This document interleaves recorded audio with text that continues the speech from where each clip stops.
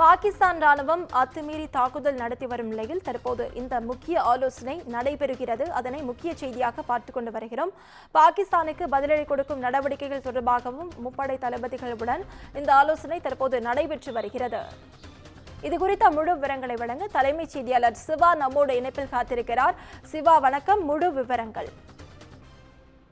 நவீனா, முப்படை தளபதி மற்றும் முப்படைகளினுடைய முக்கிய அதிகாரிகளோடு மத்திய பாதுகாப்புத்துறை அமைச்சர் ராஜ்நாத் சிங் தற்போது ஒரு அவசர ஆலோசனையை மேற்கொண்டு வருகிறார். இரவு முழுவதும் இந்தியா எல்லையில பாகிஸ்தான் தொடர்ந்து அத்துமீறலில் ஈடுபட்டது, தொடர்ந்து ட்ரோன்கள் மூலமாக தாக்குதல் நடத்த முற்பட்டது போன்ற சம்பவங்கள் தொடர்கதையாகி வந்த நிலையில அதனை வழியிலேயே இடைமறித்து தடுத்து முறியடித்த சம்பவங்களை ராணுவம் மேற்கொண்டிருக்கிறது. இந்த நிலையில இரவு முழுவதும் நடைபெற்ற அந்த வான்வழி தாக்குதல் தொடர்பான முழு விவரங்களை முப்படை தளபதி அனில் சௌஹானிடம் தற்போது மத்திய பாதுகாப்புத்துறை அமைச்சர் ராஜ்நாத் சிங் கேட்டறிந்து வருகிறார். அதோடு மட்டுமல்லாமல் நிலைமை தற்போது எவ்வாறு இருக்கிறது, அடுத்த கட்டமாக மேற்கொள்ளப்பட வேண்டிய நடவடிக்கைகள் எல்லாம் என்ன மாதிரியான வியூகங்கள் எல்லாம் வகுக்கப்பட்டிருக்கின்றன என்பதனை எல்லாம் ராஜ்நாத் சிங் கேட்டறிந்து வருகிறார். அதோடு மட்டுமல்லாமல் இந்தியாவினுடைய நிலைப்பாடு என்ன, எவ்வாறு இந்த போரை நாம் அணுக வேண்டும் என்பது போன்ற பல்வேறு ஆலோசனைகளையும் முப்படையினுடைய தளபதி அனில் சௌஹானுக்கு தற்போது மத்திய பாதுகாப்புத்துறை அமைச்சர் ராஜ்நாத் சிங் வழங்கி வருகிறார். அதோடு மட்டுமல்லாமல் இந்த சந்திப்புல முப்படைகளை சார்ந்த உயர் அதிகாரிகள் ஒரு சிலரும் பங்கேற்றிருக்கிறார்கள்.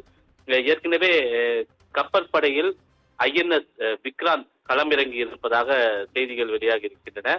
கராச்சியில் நேரடியாக INS விக்ராந்த் மூலமாக தாக்குதல் நடத்தப்பட்டிருப்பதாகவும், கராச்சியில ஒரு சில பகுதிகள் கொழுந்து விட்டு எரிகிறது என்பது போன்ற தகவல்கள் எல்லாம் வந்திருக்கக்கூடிய நிலையில அவற்றை தற்போது வரை எந்த பாகிஸ்தான் உறுதிப்படுத்தவில்லை. இந்தியாவும் இன்று 10 மணிக்கு வெளியுறவுத்துறை அமைச்சகம் செய்தியாளர்களை சந்திக்கக்கூடிய நிலையில அப்போது அதனை உறுதிப்படுத்தும் என்று எதிர்பார்க்கப்படுகிறது.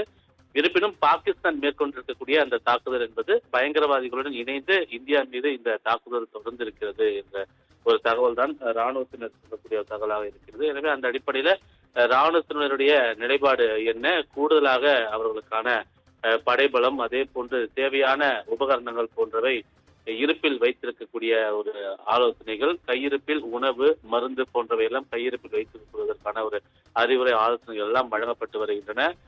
பாகிஸ்தான் இந்த போரை நிறுத்துவதாக தெரியவில்லை. அவர்களுக்கு உரிய பதிலடியை, இதற்கு உரிய விளைவுகளை பாகிஸ்தான் நிச்சயமாக சந்திக்க கூடும். அதற்கு முப்படைகளும் தயாராக இருக்க வேண்டும் என்பது போன்ற பல்வேறு ஆலோசனைகள் இந்த கூட்டத்தின் வாயிலாக வழங்கப்பட்டு வருவதாக தகவல் வெளியாகியிருக்கின்றன. விரிவான தகவல்களுக்கு நன்றி சிவா.